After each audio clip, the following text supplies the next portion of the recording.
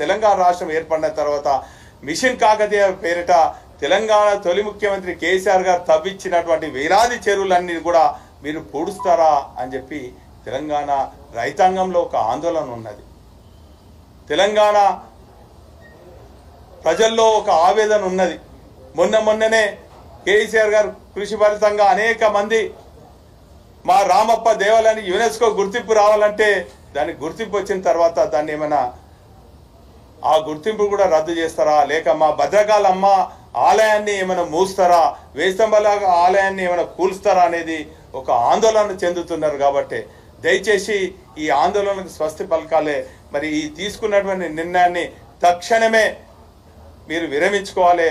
దానికి మరి ఇక్కడ ఉన్నటువంటి మా ఇద్దరు సోదరమణులు మా సీతక్క కానీ మా సురేఖక్క కానీ చొరవ తీసుకొని మీకున్నటువంటి పలుకుబడి ఉపయోగించి ప్రత్యేకించి వరంగల్ ప్రజల మనోభావాలతో ఆడుకోవద్దు. మీకున్న పలుకుబడి రేవంత్ దగ్గర ఉపయోగించి ఈ తుగ్లక్ నిర్ణయాన్ని వెనుక తీసుకోవాలని చెప్పి విజ్ఞప్తి చేస్తున్నాం, హెచ్చరిస్తున్నాం. అదేవిధంగా ఇంత ఘోరమైనటువంటి చర్యలు చేపడుతున్నారంటే నిన్న ఈ నిర్ణయం తీసుకోగానే ఒక బాధ్యత పౌరులుగా మరి అక్కడ ఉన్నటువంటి వరంగల్ ఫోర్ట్ ఆ తోరణం దగ్గర మేము పర్యవేక్షిస్తామని వెళ్ళగానే అక్కడ ప్రజలందరూ కూడా గుమ్మగూడినరు. అక్కడ ఏదో కూర్చొని వాళ్ళతో ముచ్చటిస్తున్నటువంటి సందర్భంలో ఆ చరిత్ర గురించి మేము తెలుసుకుంటున్నటువంటి సందర్భంలో ఆ చరిత్రకారులు అక్కడ చెప్తున్నటువంటి సందర్భంలో పెద్ద ఎత్తున పోలీసు వాళ్ళందరూ కూడా ఉటావుట్న అక్కడ చేరి మా పైన కేసులు అక్రమ కేసులు బనాయించడం చాలా బాధాకరం, శోచనీయం. దీన్ని తీవ్రంగా ఖండిస్తున్నాం.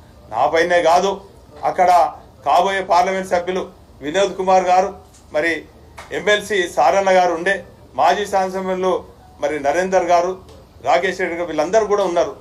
వీరి అందరిపైన కేసులు పెట్టడం చాలా బాధాకరం. ఏదేమైనప్పుడు కూడా ఈ కేసులకు భయపడే వ్యక్తులం కాదు.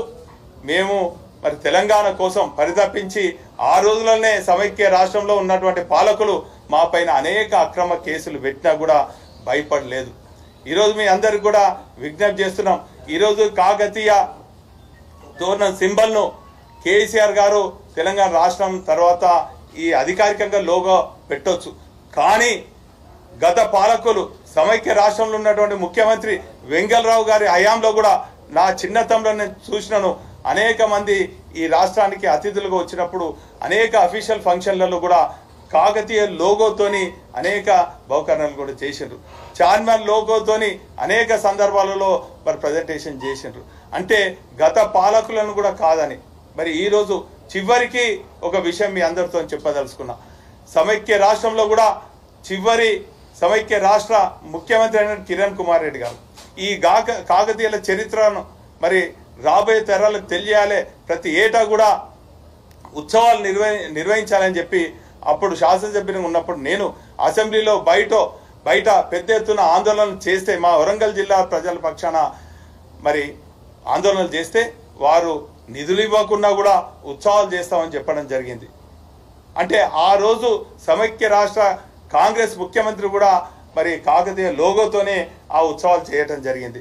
అంటే ఈరోజు నాకు అర్థమైంది ఏంటంటే కొంతమంది కాంగ్రెస్ వాదులు కూడా ఈ లోగోను మరి ఆమోదిస్తున్నారు. కానీ మొన్న వచ్చినటువంటి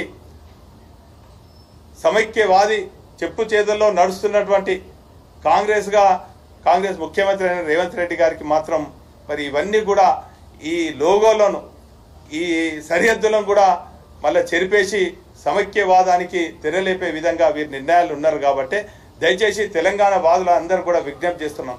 తెలంగాణ ఉద్యమం కూడా మరి ఈ జిల్లా కేంద్రం నుంచి నగరం నుంచే మరి ప్రారంభమైంది. కాబట్టి మరి తెలంగాణ ఉద్యమం మరొక్కసారి మరి ఈ లోగోలోను మరి తీసేసే నిర్ణయాన్ని విరమించుకునే వరకు కూడా దశల వారీగా ఆందోళన చేయాలి.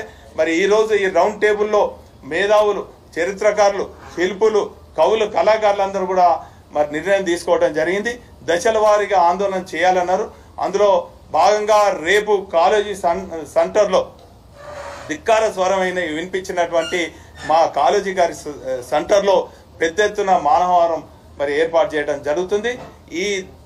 ఒకవేళ రేపు ఈ నిర్ణయం గనుక విరమించుకోకుంటే ఖచ్చితంగా ఈ నిర్ణయాన్ని ప్రజా వ్యతిరేక నిర్ణయంగా మేము భావిస్తున్నాం. తెలంగాణ వాదులందరూ కూడా ప్రత్యేక పార్టీలకు అతీతంగా, సంఘాలకు అతీతంగా, కులాలకు అతీతంగా మరి అందరూ